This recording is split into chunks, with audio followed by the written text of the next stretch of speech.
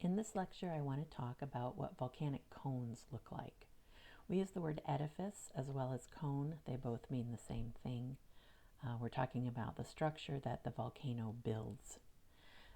We often think of volcanoes as their cone, but they actually start out, right, just as a crack in the ground where magma comes up. The cone, or the edifice, has to be built. So it's important to understand that the shape of the cone and the size, how big it is, are going to depend on what comes out of the volcano. And the term we use for that is eruptive products, right? So the eruption and what comes out are the products.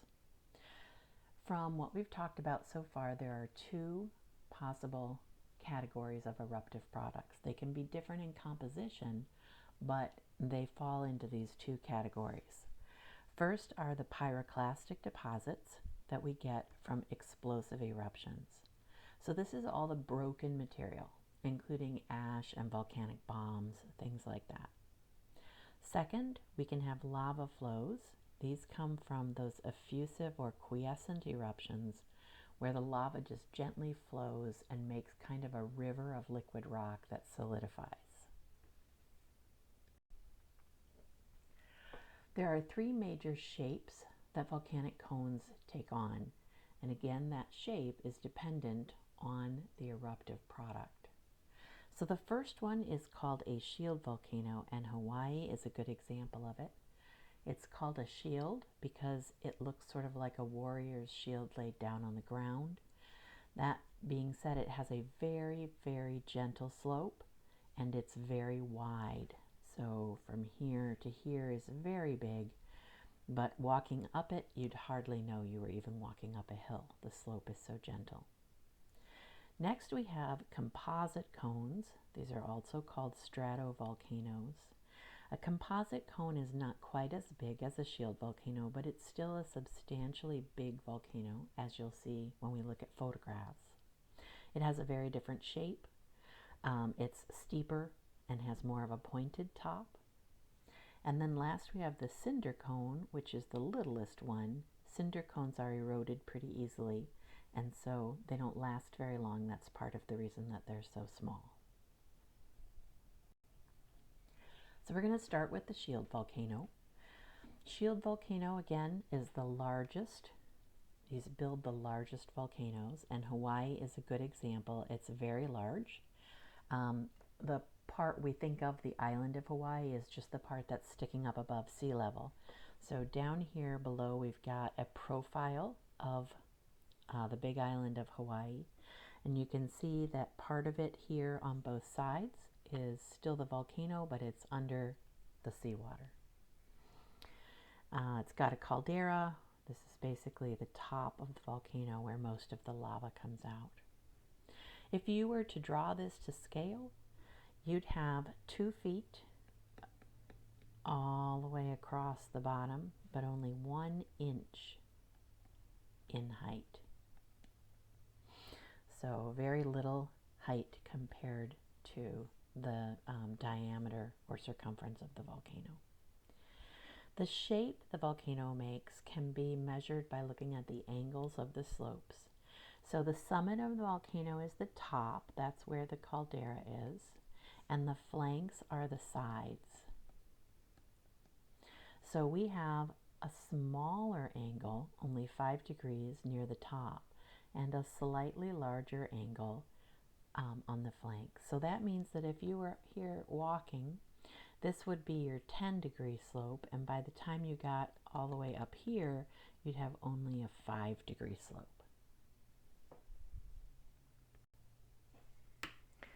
So again, that cone is built by particular products. The shape is linked to the products. So in order to make a volcano that is so flat, like a pancake shape, you need a lava that is going to come out of the vent and flow very far. It needs to make very thin, very extensive sheets of rock. And mafic magma, or lava, is what will do that, because that's the one that's very fluid or has a low viscosity, right? It's the one that's hot and has the lowest amount of silica in it. So hot magma low silica, and that equals a low viscosity.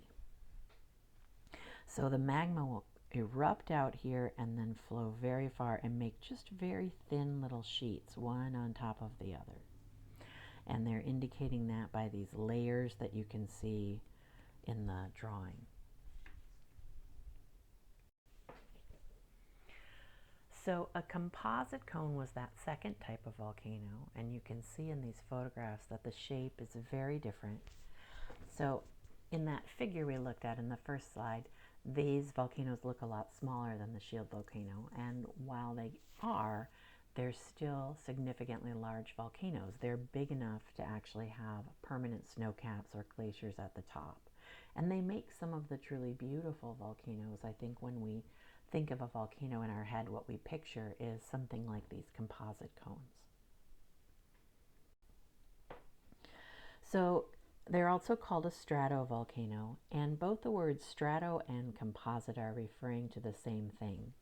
Strat just means layers,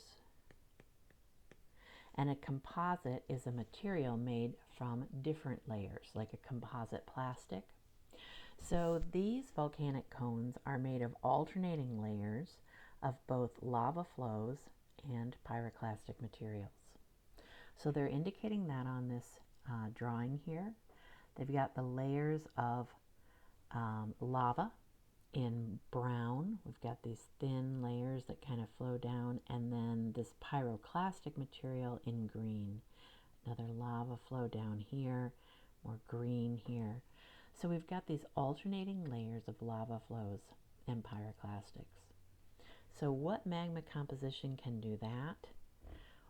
We need a magma composition that can have both effusive, right, for the lava flows, effusive eruptions for the lava flows, and explosive eruptions for the pyroclastic materials. So the intermediate composition, remember, can range from slightly more mafic to slightly more felsic. So when it's slightly more mafic, we get some effusive eruptions, and when it's slightly more felsic, we get explosive eruptions. And this can happen in the same volcano because the magma composition can change over time. It doesn't change drastically, it just has to sort of go back and forth along that range of compositions. So the shape of this volcano, also indicated by the degrees of slope, we have 10 degrees on the flanks and then 25 degrees on the summit. This is getting steeper as you go up. So if you were to climb this volcano, it would be harder the further up you went. Down here you have a more gentle slope, up here you have a steeper slope. This is the opposite of the shield volcano, right, which started out not really steep, but started out at 10 and then actually flattened out to 5. So why does alternating lava flows and pyroclastic material create a shape that's so different from the shield volcano with just the lava flows? And there are two reasons. One is that when you have an explosive eruption with that pyroclastic cloud of material, remember that cloud was going up. So we had an explosive eruption and we have this cloud of material up here, and then it begins to fall back down. But the biggest pieces are going to fall closest to the vent because they're the heaviest. So we get a lot of big pieces accumulating right here near the vent. And then as you go further and further away from that vent, we end up with just that rain of ash. So much smaller bits as you go further away. So that means that you're building up a lot more material close to the vent.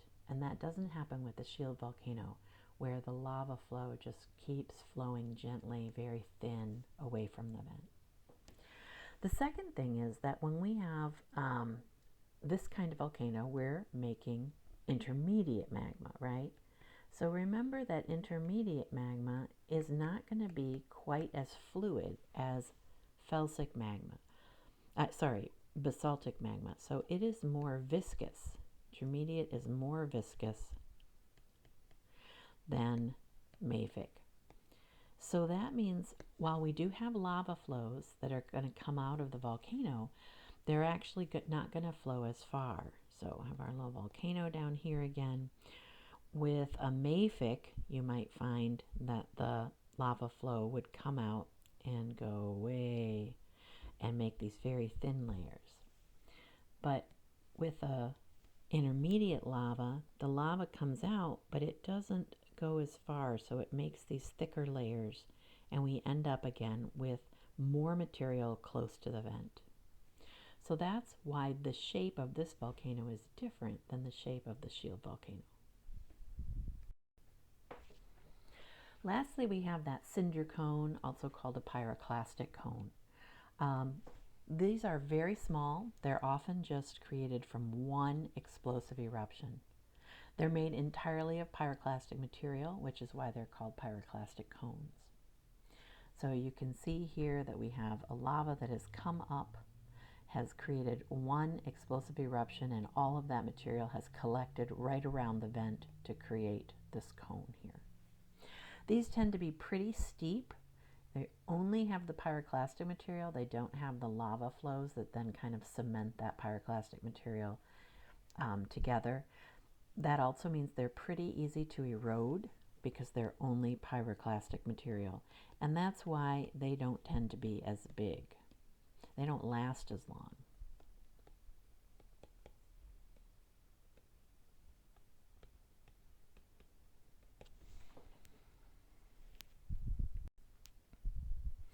So these are some photographs of pyroclastic cones or cinder cones. I put these in here particularly because even though these are small, it's not like they're tiny, right? I mean, we have a forest growing down here on this one. So they're still fairly large features. They're just a lot smaller than something like a composite cone or a shield volcano. So what kind of lava do we need to feed this volcano? Well, we're only making explosive eruptions, so we need intermediate or felsic. Intermediate would need to be closer to the felsic end rather than the mafic end. And those are the two types of lavas that can erupt explosively and then give you these little cones. So again, the eruption type, the cone shape. We're going to look at the shape of a cone, and that's going to tell us how the volcano erupted.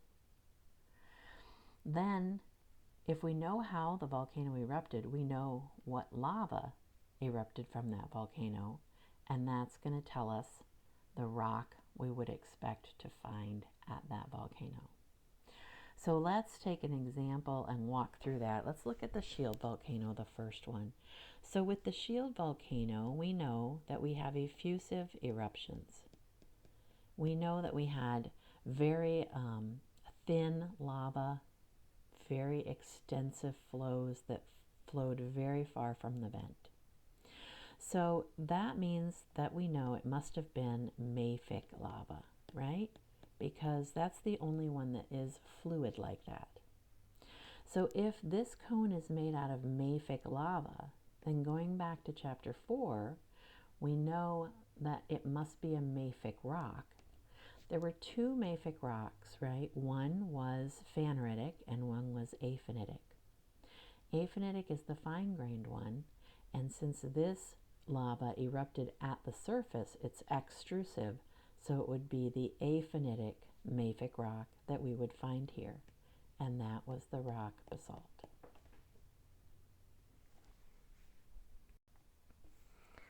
So we can go through that again with a different shape volcano. So you have to be able to recognize the shape of the volcano. So we know, looking at this, that this is a composite cone.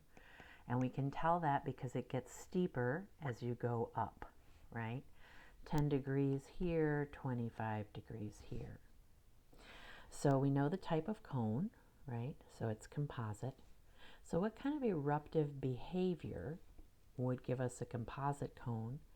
The eruptive behavior has to alternate, right, between both explosive and effusive eruptions, because this type of cone is built by alternating layers, right? So the cone has been made by alternating pyroclastics and thick lava flows. So that means both effusive and explosive behavior. So the behavior is effusive and explosive. So the eruptive products are lava flows and pyroclastic material. So what's the composition of the lava? Well, the composition has to be intermediate because that's the only magma that will erupt with both effusive and explosive. And then lastly, we need the rock names. So the rock names in this case are going to be andesite, right? That's the intermediate aphanitic rock. So again, intermediate because that's the composition of our magma, and aphanitic because it's an extrusive rock that erupted above the surface, so it's going to be fine-grained. We also, in the PowerPoint, there were tough and welded tuff mentioned. So these are also rocks that could be found here. And there was a pyroclastic rock too, the volcanic breccia. Any of these could be found here. But andesite is the one that I really want you to focus on because it ties in to the composition of the magma.